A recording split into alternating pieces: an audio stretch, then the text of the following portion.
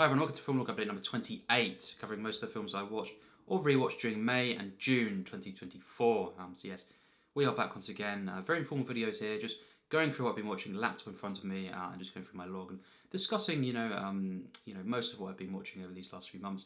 As well, at the end, there will be a favourite first watch of May and June. So I have picks for both months this time round, and I look forward to that and hearing your thoughts as well. Leave your thoughts in the comments on these films, as many as you want, and also what you've been watching over the last few months. Always great to discuss this, and what's some of your favourites that you watched for the first time, or rewatches and all this kind of stuff. It'd be great to discuss your film activity in the comments. So yes, with all that said, let's discuss and go through what I've been watching. So yes, first one to note is Chicken Run. Now this is a stop motion animation from 2000, and I saw this a few times as a kid actually. It's kind of a DreamWorks partnership productions, and it's a film that I do enjoy. It's quite solid. It's got a lot of charming moments, and it was it's quite nostalgic to me. I did, as I say, see this a few times on VHS. I remember kind of having that as early as I can remember, really. When it first came out. So yes, just it was nice to kind of revisit this. I hadn't seen it for at least 15 years actually. More than that definitely. It was when I was in primary school that I last saw this one. So yes, it was really nice to see, and I think it's a solid film. It's got some quite good characters, and it's got a lot of heart as well, and some nice kind of messages and stuff. So it was very nice to see this again, and it's quite funny in places as well. So Chicken Run, one I do enjoy, and then we have Winnie the Pooh, the 2011 version. Not one of the best Winnie the Pooh films, I think, and just it doesn't quite match up to some of the older ones. It's not quite got the charm, and the way it was done, just some of just the way it was presented and stuff. It didn't quite feel like at times an official one, in places, and it just felt it didn't quite feel as authentic as previous ones had been. But it was enjoyable enough. It was charming. I did enjoy this in the end. I thought it was quite a nice film to kind of watch, and I do think it's it's quite good, but it's just not one of my favourite kind of Winnie the Pooh films. So that was the 2011 version. Seeing that. Then we have Serpico, a Sidney Lumet film, and this is a film that I did see as well. I saw this when I was a teenager. I was around 12, 13, kind of.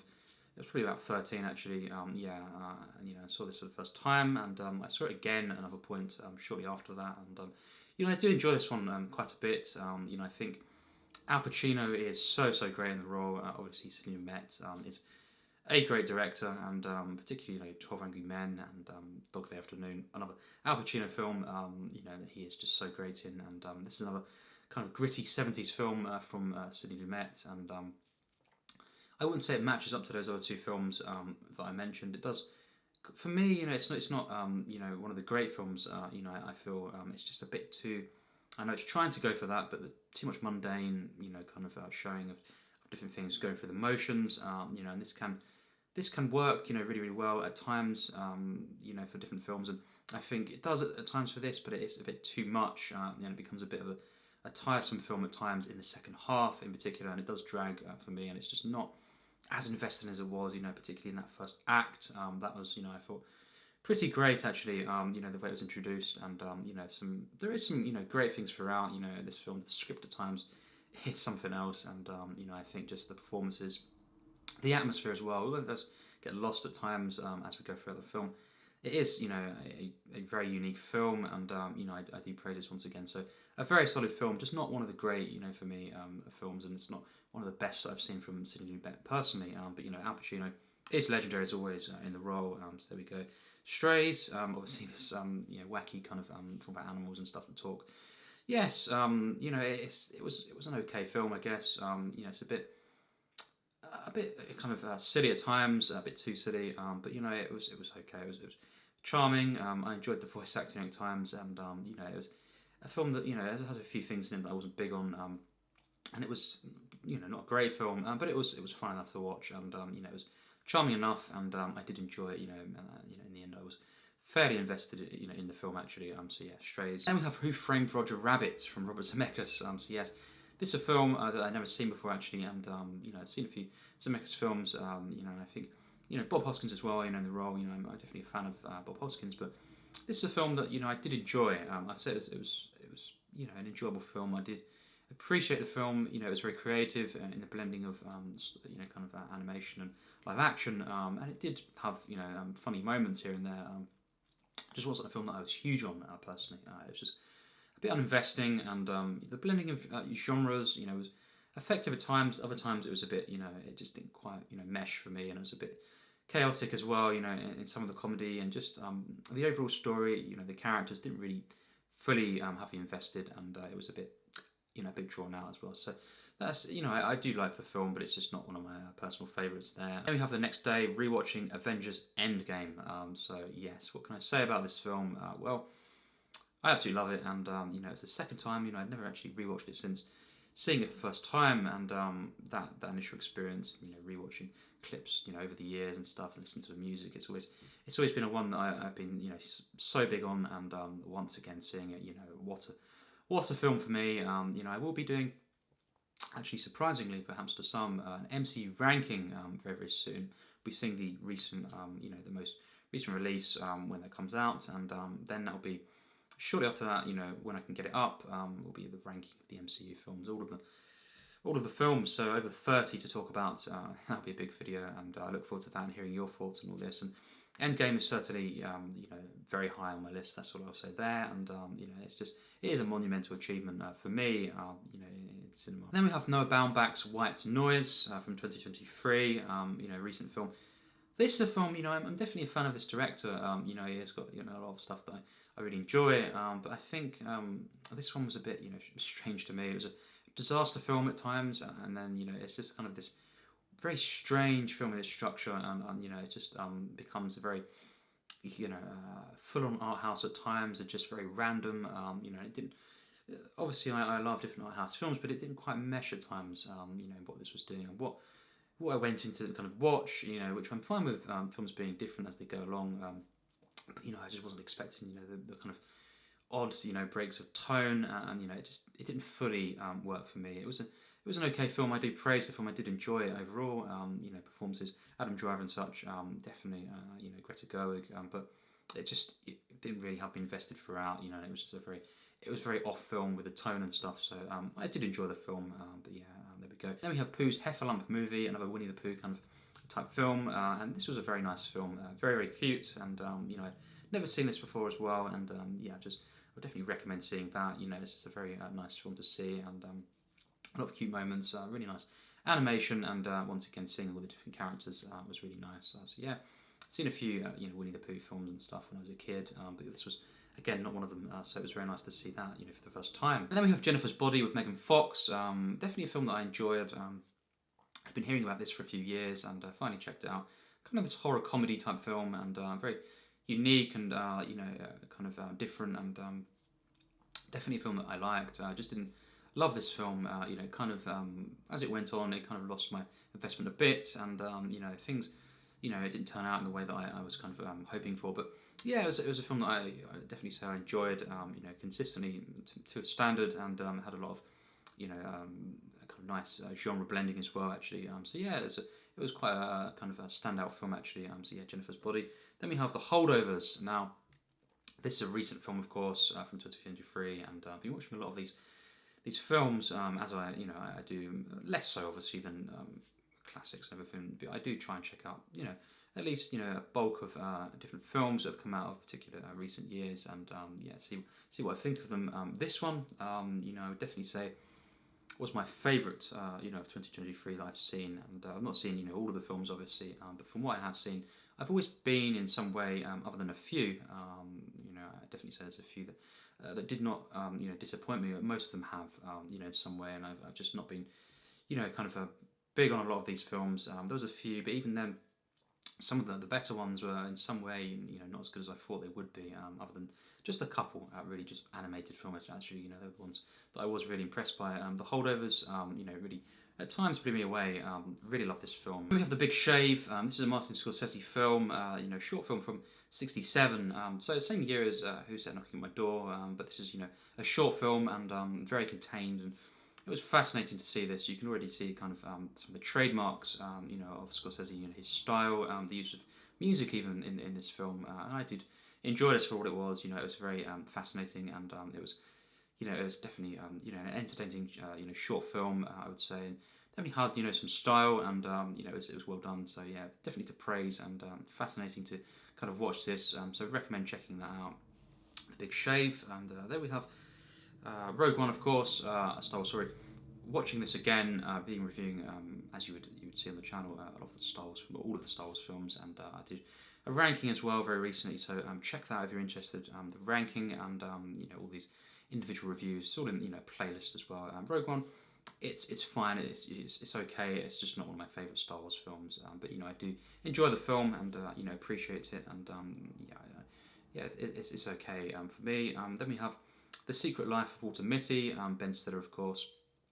This is a very enjoyable film. I think it was quite an inspiring one, and I just found it to be very investing, comedic, but also definitely has some kind of life affirming moments, and it's very nice to see this kind of unique Ben Stiller film, kind of adventure film as well. So would highly recommend that, and it's a film that I've been meaning to get around to for some time as well. Just didn't really get to it. So there we go. That's a film that I definitely enjoyed as well. Carry On Jack was next up, and that's a Carry On film that's one of the rare ones that I'm not really big on at all. I don't enjoy that one, but I did review that film recently as well, so check that out if you're interested in my full thoughts. It's a very unengaging film for me. That is very flat and quite noisy in the worst way, so just not really a film for me personally, and definitely not one of my favourite Carry On films. So there we go. Then we have Django, the original from the 60s. Sergio Corbucci, directing this. Fascinating to finally see this film. It's just, it's.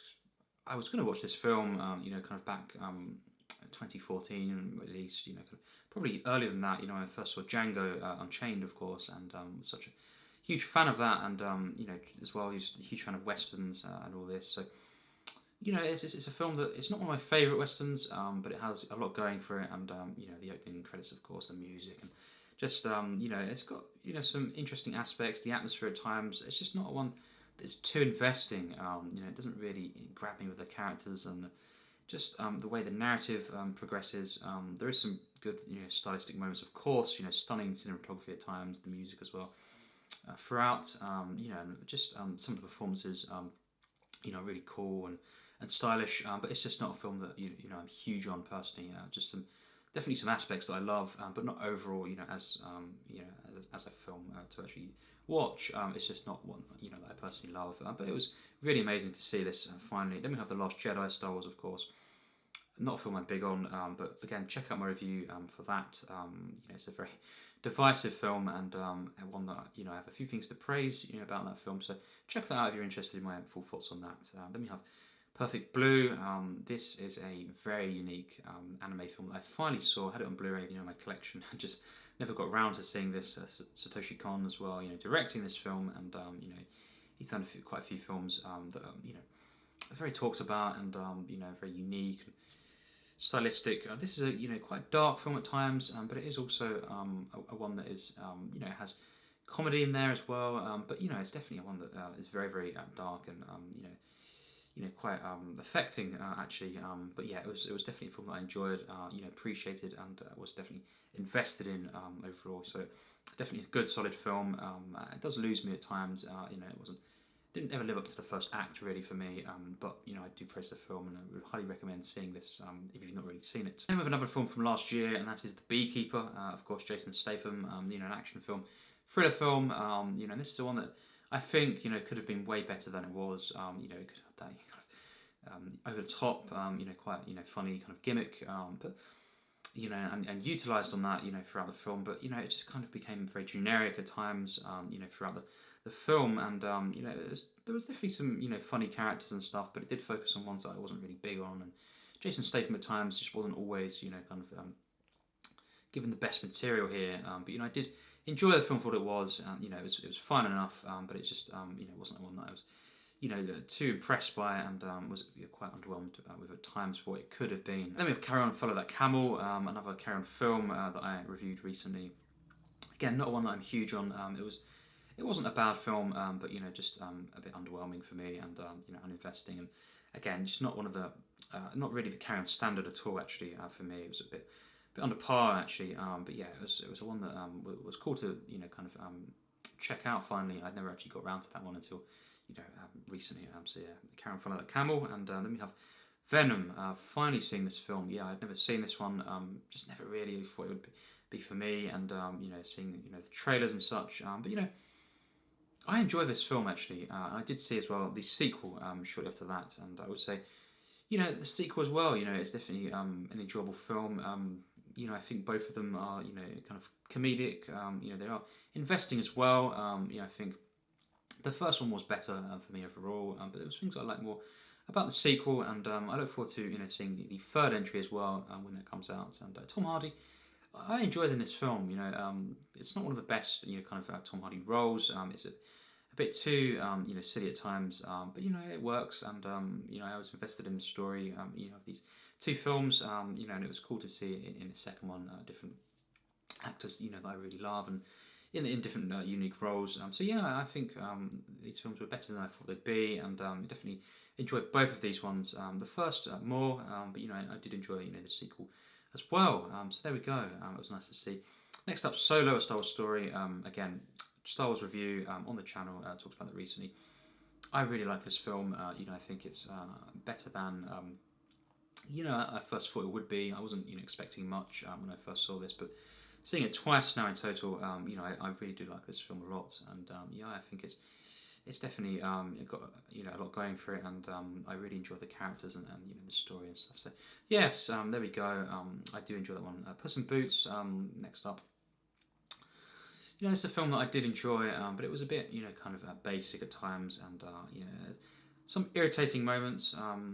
But I did enjoy it. It was charming enough, and I thought it had some good animation as well. Really good animation, and seeing this character Puss in Boots, I'm definitely a fan, of this character in the Shrek films, and this was cool to see, his own film, and it was something I finally got around to seeing. So then we have The Last Wish after that, and that's a film that I did enjoy a lot more than the first.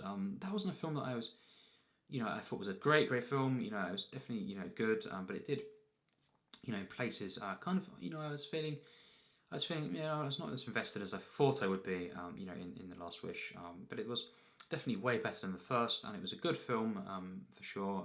It had some really, cute moments, charming moments, and quite magical moments here and there sprinkled throughout. It just wasn't in the narrative a bit drawn out and a bit uninvesting at times. This adventure it wasn't as fun as I thought it'd be, and some of the villains and stuff just it really wasn't that enjoyable for me, and it was a bit underwhelming in places. But it was a good film with some charming moments, and the main characters were really nice to see them kind of interacting. So yeah. The Last Wish, definitely a good solid film that I enjoyed quite a bit. Then we have Operation Fortune from Guy Ritchie. This is a film that I'd been hearing about, and it's an okay film. It's definitely not one of the best Guy Ritchie films for me, but I did enjoy it, and I found some of the characters were quite fun. It's quite kind of a cool film at times, and the way it was done. And it was very convoluted though. I would say that, and just the usual recent, Guy Ritchie storytelling worked at times, but it was very, very convoluted for me. And one of the reasons, why I was, I lost investment, in a way, was because it was just that it was very, all over the place at times. The structure was a bit, kind of, and the flow was definitely off, just for me. And it was never a film that blew me away. But one I do praise, and I thought the script was good at times. Performances, quite hilarious moments here and there. So yeah, I did enjoy Operation Fortune, and it was a nice film, to see once again from Guy Ritchie. Then we have Treasure Planet, of course, one of the Disney animation studio feature films. I didn't get to reviewing this film because I didn't really see the point. I wasn't at all really a fan of this one. It had some really good animation, and just different moments early on that I did. I thought they were quite good, but overall, it was just very uninvesting for me. I didn't really get invested at all, in the characters, the narrative, the actual adventure of this. It was very much lost on me, actually, unfortunately. So it's one of those, kind of misfires for me personally, just for my investment. Obviously, there are fans, but I just wasn't one of them personally. So there we go. Then we have The Rise of Skywalker, of course. As we know, reviewed that on the channel very recently. Check that out. I do think overall, it's a mixed bag. A few things that that really are quite bad with that film. But overall, it's see what my review for that. It's very hard to explain in a nutshell, but it's okay with some bad aspects, with some very good moments, and things to praise. And overall, it's an enjoyable film, but it could have been so much more. And it's always a one that I'm disappointed in. When I think of that film and see that film. So The Rise of Skywalker. Then we have Old Henry, this really unique Western film. I would really recommend seeing this. I won't really give anything away, but Tim Blake Nelson is in this film, and it's a very quiet Western at times, and just one that I recommend seeing. And it had some some real kind of standout aspects of this one. So yes, Old Henry, definitely one to check out. Then we have Carry On, Don't Lose Your Head. Rewatching this as the Carry On films been rewatching recently and reviewing them. I reviewed this last year, and so didn't feel the need to review it again. I could have reviewed it again because I did massively change my mind on this one. This is now a film that I consider to be, a lot better than when I first watched it last year, and that was put in the description of my review. On that one last year, but I haven't kind of talked about it elsewhere. But I do. The rating has gone up by at least 10%, so that's all I'll give away there. And it's the one that I do actually count as one of the best in some ways Carry On films now. So it's definitely a good, solid film, and one that I did find to be hilarious. And it didn't really lose me like it did last time round. At a certain point, I was definitely invested, throughout this time round, and just certain elements that I liked a lot more, and kind of realised how much I like. So yeah, there we go. Carry On, Don't Lose Your Head is definitely one of, it's among the best Carry On films for me personally. Equalizer 2 is next with Denzel Washington. This is a film that I did enjoy, being a sequel to the first that I saw, fairly recently, and the first was way better for me, but this one was definitely enjoyable, had its moments, and Denzel Washington, once again, in the role, is great, and, he's just, what he can do with different, with action, and, just always be a presence, and, kind of always give, warm feelings and messages, perhaps in these films. I think that's a nice thing to have, in these films, as well, the kind of life lessons and, kind of wise, Denzel Washington, although he can, really pull the punches as well. So it's great to see that. As for the story and, the actual narrative of this film, it wasn't the best. It didn't compare to the first one, but I did enjoy it for what it was. So yeah, Equalizer 2, definitely one that I had a good time with. Then we have Hitman, The Day After, of course, Richard Linklater directing this film. Very different film for him, and one that I'd heard a few things about, wanted to check it out, and I wasn't huge on this film, but at first I was quite big on it. I thought I was thinking where would this go? It was investing, and it really tanked. It really just went massively downhill, and what it became, and what it was kind of giving off, and it became quite a nasty film actually. For me, just the way it was done, and I found quite a lack of humanity as we went throughout the film, and the outcome of this.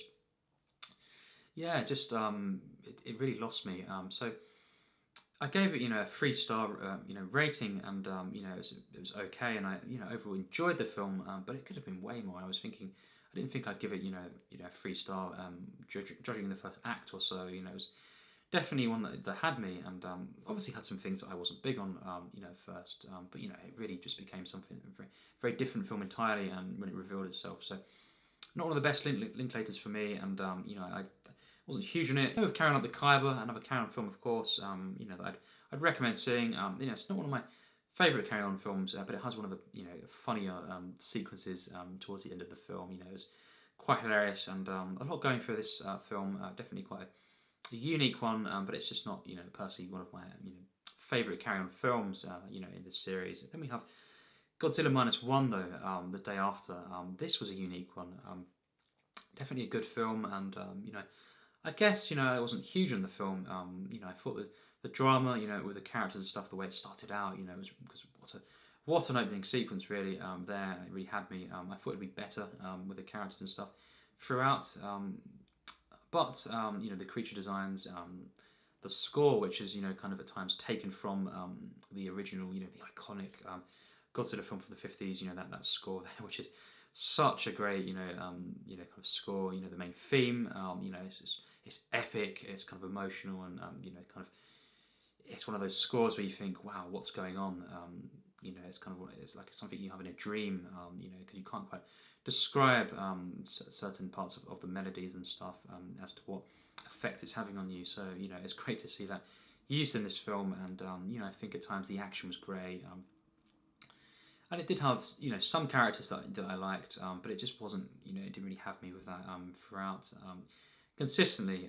So, you know, that was a bit of a disappointment aspect of the film. But, you know, definitely one to praise. One that I do think is, you know, a good, solid film with some really good visuals as well. And, you know, sound design, really something else. Yes, Godzilla Minus One, one that I did have a good time with, for sure. So, yeah, then we have Jumanji, Welcome to the Jungle. Now, seeing you know, this film, you know, I thought, wow, this was better than I thought it'd be. I had it on my, you know, Sky TV, you know, kind of box, and it was recorded. You know, I got it for free actually. You know, it was one of those giveaway things on Sky, and that was 2018. And you know, it's been sitting there. You know, it's kind of finally thought I'll watch this film, and you know, because I was big, you know, quite big on the first at times, but I thought overall it's a film that doesn't quite reach its potential. This one, I will say I enjoyed more. I really did, and you know, I thought all the characters, you know, Jack Black, hilarious in this film. Karen Gillan as well. You've got Dwayne the Rock Johnson, and yeah, Kevin Hart as well. I loved really at times all these characters, and just the enjoyability of this film. It really has a lot of energy and you know, comedy, and just, yeah, I was really invested in this. The beginning and the end aspects of this film were not really for me, but the main bulk of the film with all these characters, I did really enjoy overall. So yes, Jumanji: Welcome to the Jungle, way better than I was expecting. So yeah, next day we watched Billy Elliot again. Now this is a film that I saw, you know, when I was, you know, very young kid, you know, a few times, and you know, always loved this film. Look back on it with fond memories, and seeing it again, you know, this is a great film. It really is, and you know, I think just, you know, has so much kind of warmth and heart, and there's a couple of things that aren't quite perfect in the film, kind of side plots, you could say, but overall, you know, consistently throughout, you know, I was blown away by this again, and the performances, you know, the music, you know, just this narrative, it really is something else. If you haven't seen this film, Billy Elliot, I would certainly recommend seeing it. It's a very inspiring film, and one full of heart, charm, comedy, and you know, it's very gritty at times, but it is a really stunning film, and you know, it's just one that, you know, did you know, bring me to tears at times. So yes, Billy Elliot, highly recommend that. And then we have The Iron Claw. You know, this is a film, a wrestling film, you know, about these four brothers. You know, I would highly recommend seeing this. Came out very recently, and you know, it's one that had me very invested throughout. You know, and I think Zac Efron was great in this film. Lily James as well was really nice to see her, and just, you know, has tragic elements, and it has, you know, inspiring elements as well, and just, you know, a fascinating and kind of shocking, you know, film to see. So yeah, highly recommend seeing this, The Iron Claw. Then we have Resident Evil from 2002. Now, this is a film that I saw when I was a kid. You know, I was around, you know, kind of 8 or so when I watched this for the first time, and you know, I thought, you know, it was quite. It was quite cool to see, and I did see, you know, 2 of the sequels as well, you know, the next 2 in the franchise, and probably at times, you know, preferred one of those, and looking back on it, but I can't remember too much, you know, about them, and seeing it again, this film, yeah, it's not a very, you know, good film for me. It's just, it's very underwhelming. You know, again, some cool elements that obviously I did pick up as a kid on, and you know, you know, I guess, you know, because I played the games, you know, as well, you know, one of the games on PlayStation 1, you know, I thought, you know, it's just cool to see all these different things that in those games and stuff. So that's probably why, you know, I was kind of in my mind, you know, looking back on, you know, kind of perhaps I enjoyed the film, but I didn't really enjoy the film. And some good moments early on, you know, I do think particular sequence, you know, of action early on, you know, it's the iconic one, really, you know, was good. But it was just a bit of a slog, and the characters, the script, and just, yeah, it was very boring at times for me, and you know, just had some things to like. You know, it wasn't an awful film at all. It was just, I think, mediocre, personally for me, and I give it 2.5 stars, kind of thing. So yeah, a bit unfortunate, but you know, seeing this film again, you know, I guess there are some things to like about this film, so it wasn't all bad. Then we have Madagascar, of course. It's an animated film that I'd never seen actually, and just seen bits of it here and there, and you know, it's kind of it's a film that I enjoyed. It was definitely quite decent. It's definitely had some annoying moments, irritating aspects of the film, but overall, it was fine. I enjoyed the characters. It was quite charming. Kind of warm at times, and I did enjoy the animation and just the locations as well, of course. So yes, Madagascar. Then we have Hunchback of Notre Dame, of course, the Disney Renaissance film that I think is quite underappreciated. Really, it's definitely one of the better Disney's times. It has it's some really interesting aspects. I think the villain in particular as well, is great, and I think just kind of dark film at times, but it is full of hope. Nice messages. Some of the messages in the film are a bit strange, but overall, it's definitely it's a film that is very warm and charming, and I saw this many times as a kid. It's one of the Disneys that I saw quite a bit. So yeah, it's just a nice film to see once again. Just wanted to check this out because it'd been quite a few years since I last saw the film. So then we have The Colour Purple. Now this is a Spielberg film that I'd never actually seen before, and of course this film was stunning. Wow, it really blew me away, and I think it's one of the better, among the better Spielbergs. It really is. I didn't really think it kind of go in certain directions as well, and it just became such a an enrapturing film. And just by the end, I was very moved, and I think the performances, it's very disturbing and shocking, film. This, so yeah, definitely a very dark film, but it was wonderfully told, acted, of course, Whoopi Goldberg in particular, Danny Glover, of course. All these different, big actors, in this film, and it's just they gave great performances. It was a very, as I say, very disturbing film at times, very shocking. But Spielberg really told this so well, and I was blown away by this film. So there we go. Then we have The Black Cauldron. Reviewed this film very recently. You should check out my review on that. It's a very strange Disney film. I don't think it's all bad. It's not one of the worst Disneys. I'll say that quickly. But it could have been way better than it was, and it's just had a lot of potential, and unfortunately didn't live up to that potential for me personally. Then we have Carry On Abroad. Reviewed that as well very recently, and one of the better Carry On films for me. It's grown on me as well since last year. Yeah, it's quite hilarious at times, and it's a real a warm film to watch as well. Very uplifting and comforting film. So there we go. Frozen 2. I'll be reviewing this film, so I won't reveal my thoughts, on this film. I'll say, it's definitely nowhere near as good as the first one for me, which, I thought was at least a good film. I'm not really sure if I'll still say it's a very good film, but, I gave it, kind of a low, very good score last time around, I believe, and, it's around that mark, I would say. It's just, so, it's definitely hyped to see Frozen 2, but, I'll review that film very soon. Then we have Blue Velvet, David Lynch, of course. Now this film was very interesting. I thought very investing throughout. Unique. The script. And of course Dennis Hopper. All the performances. Laura Dern, etc. Just great in this film, and very good film indeed. And would highly recommend seeing it if you've not already checked it out. So yes, Blue Velvet. Definitely.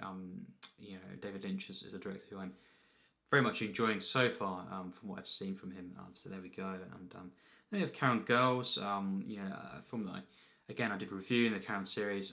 I do enjoy this one quite a bit, and it's definitely a warm, charming film with some really hilarious moments. And I think it's among the better carry-ons as well. It's one of those that I think it's better than, I think it's probably better than a lot of people do. It's one of those ones for me that's just it's quite bizarre at times, and just very charming in what's going on with the characters, but yeah, definitely really enjoy that. And the final one to mention is Carry On Loving. So that is also a film that I really enjoy, and again I reviewed that film, and that's a very fun film to watch, and highly investing. So there we go. Been watching obviously a lot of Carry-Ons recently, and reviewing a lot as well on the channel. So there we go. That's what I've been watching, and now we get to the favourite first watches of May and June. Now, for May, it had to be The Holdovers. Now, this film, again, it was the best film that I've seen of 2023, and then some. It really was. It had me invested in the characters.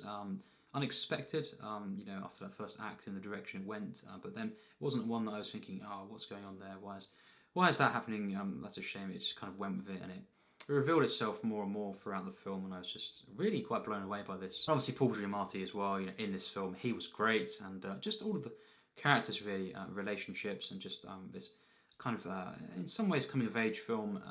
It just really is. It's a film that I'm looking back with fond memories on. It's just the look of the film as well, to achieve the kind of, in some ways, a classic, filmic look. I guess it's not quite there in some ways, but for what it is, I really commend that. I think it really achieves something quite special, in the visuals, and at least, there are filmmakers trying to do this. I commend them, hats off to them for that these days, and it did look better than, a lot of films, of course, that we've been seeing, and, it's just, it's a really wonderful film, actually, for me. So the holdovers for May and June had to be The Colour Purple. So this film blew me away, as I say. It really is a very emotional film. It's a spiritual experience that you kind of go through, just at least in my opinion. And I thought the way it started, I was immediately hooked on this film. Very dark, of course, and very shocking. But it had this kind of warmth, and you just wanting to to get behind some of these characters and to see where this film would go. It just had me gripped, on this and on the narrative, and performances, did not let me down. They really didn't. I thought the entire cast, in this film, absolutely stunning, and just it's a film that has a great score as well. It really did, and it was an epic in some ways as well. I really did find this to be quite stunning, and it's again yet another great Spielberg film that I've seen for the first time, and it's only a couple of films that I've still got to see from Spielberg now, and eventually I'll be doing a ranking. But yes, The Colour Purple will be fairly high on that ranking. I do think it's a stunning film. So yes, that's my favourite first watches. What do you think of these films? All the films that I've mentioned. We can talk on these. Obviously, I've not mentioned every single film that I've watched or rewatched during this time, because I can't, I don't need to. I don't feel the need to talk about every single film. Or I'd just like to kind of keep the video a bit shorter than it would be. But yes, having said that, I have talked about a lot of the films I've been watching, and it'd be great to hear your thoughts on these. Also, what have you been watching over this period, the last few months, even this month? You can discuss, of course, in the comments, and so we can always just discuss what we've been doing with film and stuff. So yes, more content coming on the channel very soon, and this week, kind of uploading a very different review as well, video, and look forward to that. And as always, just going through the different series and stuff that I've been doing, and more content obviously consistently to come on the channel. So look forward to that. And as always, take care, and thanks for watching.